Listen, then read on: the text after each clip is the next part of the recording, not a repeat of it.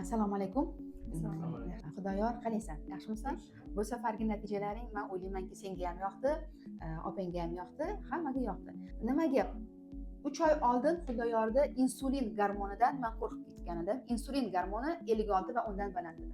Boshida natija bo'lmadi, to'g'rimi? Xudoyor, asabiylashtingga rostini ayt. O'tgan safar juda ham asabiylashib ketdi, chunki natija bo'lmaganligi sababli. O'smirlik paytida shunaqa bo'ladi.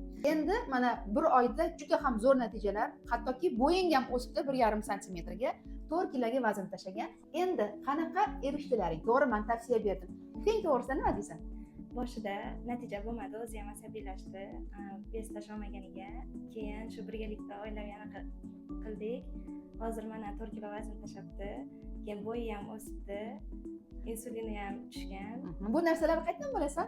Men o'zim ham tibbiyot sohasida o'qiyman, endokrinolog bo'lmoqchiman. Boshida xavotirda edim, besidan, insulinidan. Keyin sizga rahmat. Hozir Xudo xolasa yana harakat qilsak. Albatta, chunki Xudoyor oddiy narsalarga ahamiyat berdi. Endi harakat qilyapti, piyoda yuryapti.